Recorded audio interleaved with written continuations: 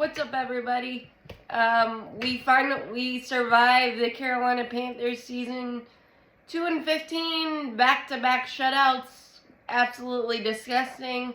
That's why I needed a few days to kind of gather my thoughts, reflect. It was definitely the worst season I've ever witnessed as a fan. Even the 2010 Jimmy Clausen season. But the good news is, and there's always good news in the darkness, is that it's a really, really good head coaching cycle with a couple of really surprising departures of Mike Vrabel of the Tennessee Titans and Pete Carroll of the Seattle Seahawks, but he's likely to stay on as an advisor for Seattle. But there are so many good head coaching options and GM options as well. I don't know as much about the GM area as the head coaching area, but I'm not going to speculate because I've been wrong on the last, especially Frank Reich. I thought he was going to be solid, and it just fell apart. But here's my take on Bryce Young. Bryce Young is going to be fine. He had absolutely nothing around him. The DJ Chark fumble on Sunday was like a microcosm of our season. That was an epic play by Bryce Young, and it fell apart. He can't throw, catch, and block for himself.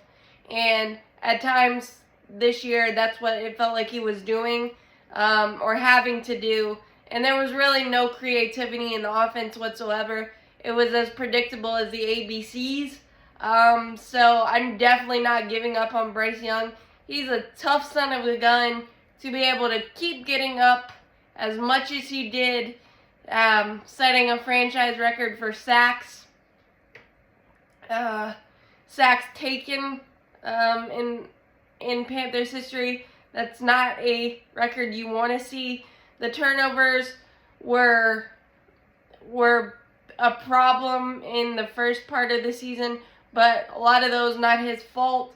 But he cleaned that up for the most part at the tail end of the season. So there's growth there. Plus, we got some good news that Brady Christensen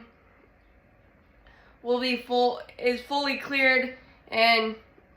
cleared for his off-season program. And I think, honestly, after Brady Christensen went down in week 1, it was pretty much it. We had 9 different guard combinations, which is an insane, stupid number for a quarterback to have to deal with, and an offense to have to deal with. The communication, the continuity was never there, and I'm really happy to be able to get a clean slate. Obviously, with the Titans and Seahawks now looking for head coaches, the competition just heated up just a notch, and we probably should get on it quickly. But I'm really excited to have kind of a clean slate, because I feel like Scott Fitterer was a really good guy, but I feel like at times he wasn't as involved in the biggest things as he should be, like some of the pro days and some of the scouting of the biggest prospects. He wasn't there, but every other GM was. And it just felt a little strange, and there's a laundry list of coulda, woulda, shouldas on Scott Fitterer's resume, and I'm really happy to be able to have a clean slate and hopefully pair the right combo together to get this thing turned back around in a positive direction, because I really do believe in Bryce Young, and I love the connection that seemingly started to happen with Tommy Trimble. So that's I feel like that's a thing. Adam Thielen was a big thing for Bryce. I don't know what his future holds because he's such a veteran. He kind of deserves to win, so we'll see there. But I just have some hope again. And Bryce Young staying healthy through all of this terribleness of a season is a downright miracle, honestly. And you got to take the positives where they are. And today we blocked Evero from interviewing for the Jacksonville Jaguars defensive coordinator job. And Evero, I hope he sticks around because we allowed 183 yards through the air, which was best in the NFL. And our back end was really good. And the addition of J.C. Horn coming back and being the way he has been, other than getting hurt, is going to be a big, big thing. And I hope that he sticks around. He actually got an interview for our job today. So that gives me the warm and fuzzies, but there's so many good options. Young offensive coordinator types.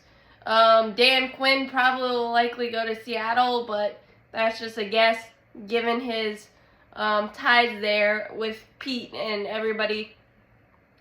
And we still don't know about Bill Belichick. That's supposed to come at the end of the week. The only way I would say yes to Bill Belichick is probably because he can tell Dave Tepper to shove it. But I think I would rather have like a Ben Johnson, Slovic from Houston, Mike Vrabel, I would say yes to. There's just so many really, really, intriguing options, and I'm really excited. I'm not going, I did a little bit of speculation just now there, but I've been wrong the last couple of times, so I'm just hoping we pick the right pair. Frank Smith is an interesting one. He works for Miami on their offense, and I know they struggled against the Bills, but they always do with all their injuries and stuff, and he's a very interesting candidate, and I'm just intrigued on how everybody's going to go, but I really am excited to just see the new vision and what it actually is and kind of get some clarity on who's part of the future and who's not, because the back end of our defense was absolutely amazing. Xavier Woods, Von Bell, J.C. Horn, Dante Jackson had a solid year, even though I've been a critic of his, but he had a pretty solid year for the most part. And I just think that on the offensive line, I think Brady Christensen is the glue. And I think that Ike Ekwonu, I don't know. I think left tackle is the big, huge thing. But also, the creativity and on the offense has to be there. And I think with a new vision and getting actual weapons that will help Bryce Young, it's going to be night and day, I feel like, next year, because I think Bryce Young realizes that it can't get any worse than this year, and I think he'll come in with a different confidence once he sees the vision and what's around him.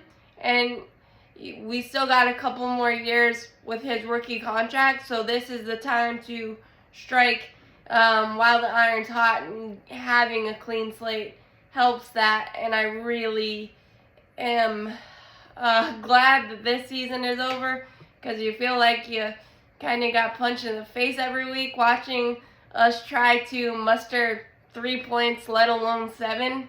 But Bryce Young's still getting up every single time and taking responsibility for things that he probably shouldn't take responsibility for and all of that.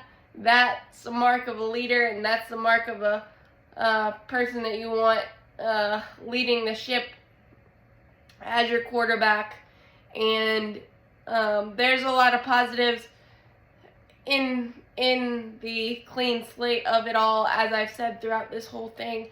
And I'm really cautiously optimistic that we're finally going to get it right, and hopefully Dave Tepper just makes the right hires and gets out of the way, as many have advised him to do, and I hope that is the case. But